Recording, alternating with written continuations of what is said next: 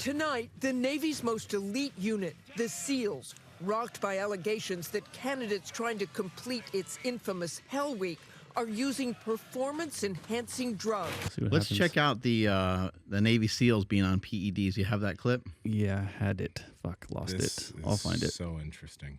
So full disclosure, I also didn't, I saw it, but I wasn't able to watch it. So this will be good to see, but yeah. I mean, fuck, if anyone's going to be on some shit, one on our armed forces. That's an odd, yeah, let's wait for the clip because I don't want to say anything before.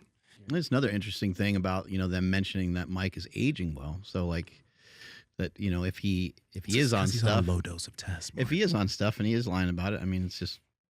Can he share how good, like how he's doing such a good job with it? Just waiting it's for just this. more promotion for PEDs. Okay, we'll pay him. Oh, you just went to the end. Oh, did I? Yes. No way. Oh yeah, you hit the button. Oh, this is what I'm looking for. Here we go. Tonight, the new report alleging widespread use of performance-enhancing drugs among trainees months after a SEAL candidate died shortly after completing what's called Hell Week. Here's Martha Raddatz. Tonight, the Navy's most elite unit, the SEALs, rocked by allegations that candidates trying to complete its infamous Hell Week are using performance-enhancing drugs. What? The investigation beginning after 24-year-old Kyle Mullen died just hours after finishing the grueling course last February.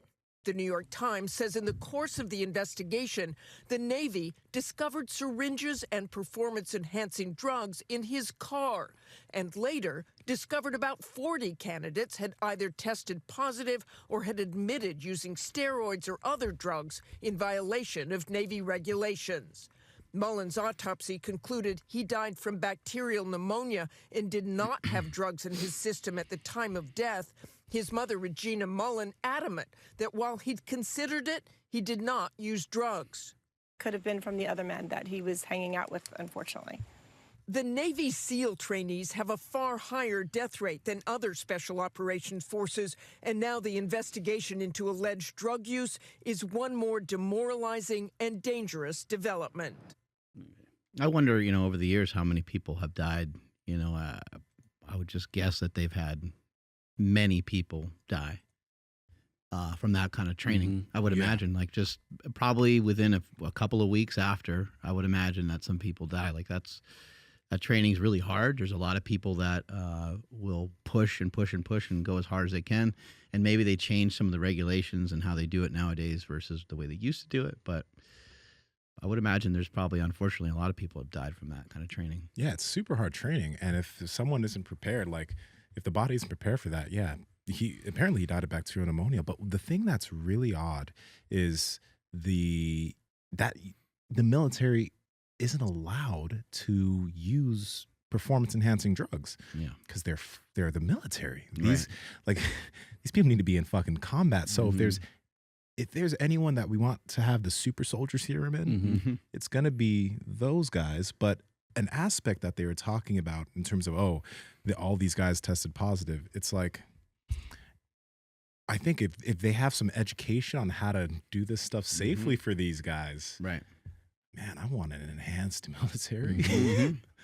Yeah, I mean, testosterone is supposed to be pretty good for concussions and PTSD and just your mental health and all kinds of things. Interestingly enough, they talked about there was PEDs found, in the car. I just kind of wonder what they would be, because if a steroid cannot kill you that I know of in a short period of time. Steroids can kill you over time because they can do things like raise your blood pressure. They can, it appears that in large dosages, it could be bad for your organs, including your heart and things like that. But you could take an entire bottle of testosterone, 10 ml, 20 ml, and shoot it. And the worst thing that might happen to you is you might get just really fucked up from all the oil that you shot. And that would be painful. It would hurt, but it certainly wouldn't kill you. And even if it was trenbolone, and even if it was any other steroid that I'm familiar with in terms of anabolic steroids, there's not an amount that I think you could take that would kill you. Oral steroids, you might be able to take so much that it's like so toxic to your body that you could potentially die from that. But what's the difference? Why? Just because they're pills, and like fuck, man, I just think if you take way too many pills of anything, you could potentially fuck yourself up. Okay. The difference also is with oral steroids, supposedly they have to pass through your liver multiple times due to the way that they break down, and so it could be have more liver toxicity to it. Okay. But again, like that would be like really far fetched. I don't even understand any mechanisms that would happen in those terms, but. If there were PEDs and PEDs were at play and it was something that I don't know, contributed to the death in some way, it would have to be like EPO or something like that, like something that's for respiratory, something that's for like enhancing endurance or something like that. Hey, I know you're enjoying this episode, but listen up. We partner with Merrick Health. They're a telehealth network owned by Derek for more plates, more dates.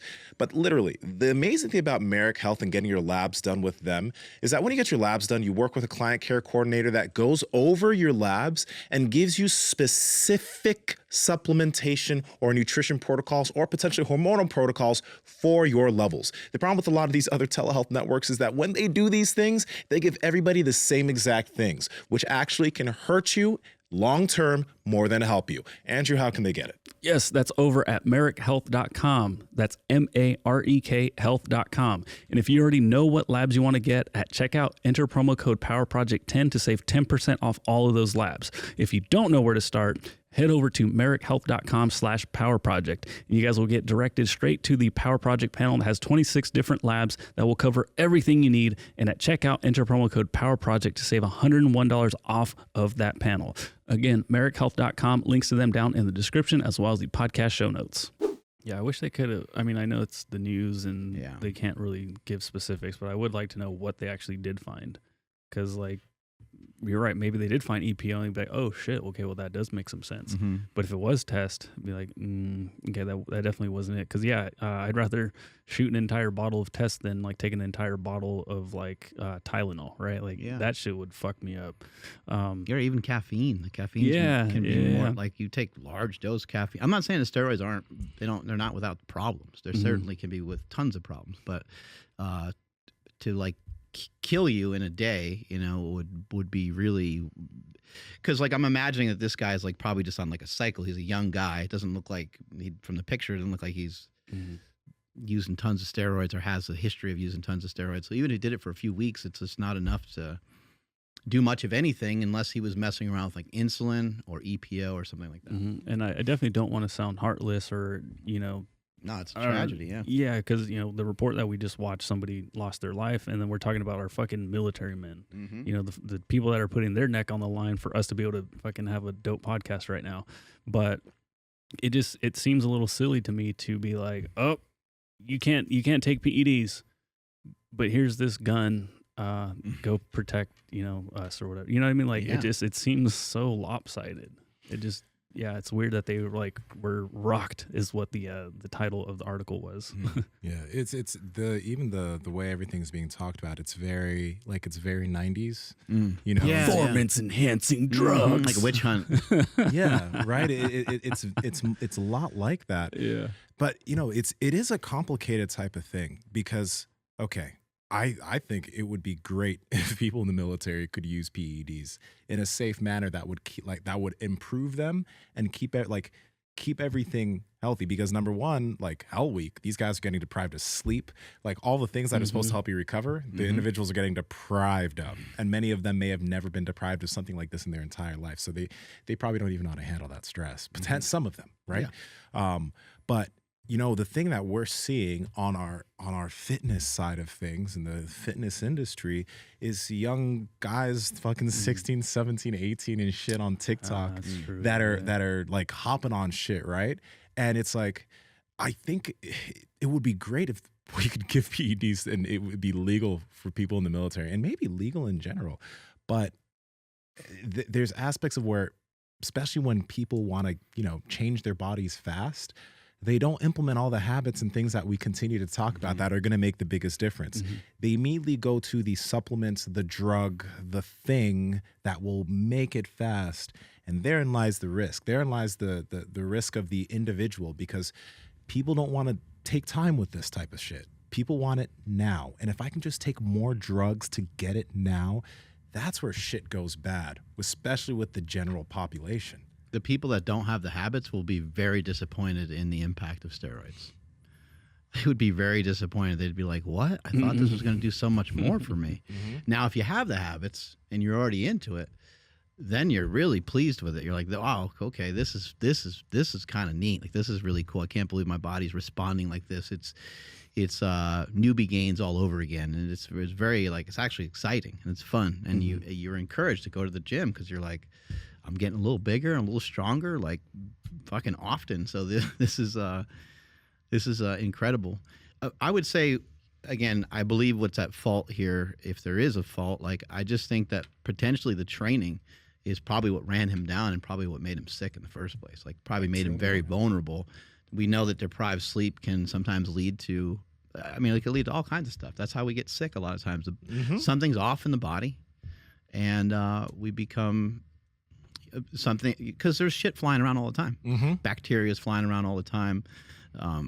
We're disgusting, we're touching each other, and there's shit in the air, and there's like all kinds of stuff going on. So normally the body, under normal circumstances, can handle all that. We could process it. If Nsima blows up the bathroom here, Andrew and I, as long as we got our sleep, we don't have to get ill from it. Yes. Yeah. And I did blow up that bathroom. It was a close call yesterday. It's like, hey, time to podcast. He's like, got a shit. Power Project family, a lot of the guys in the audience said that they hate me whispering, so I won't whisper anymore. I'll just whisper here again. So go ahead and comment down below. Like, comment, subscribe, and check out all our sponsors here in the bio or the description. Okay?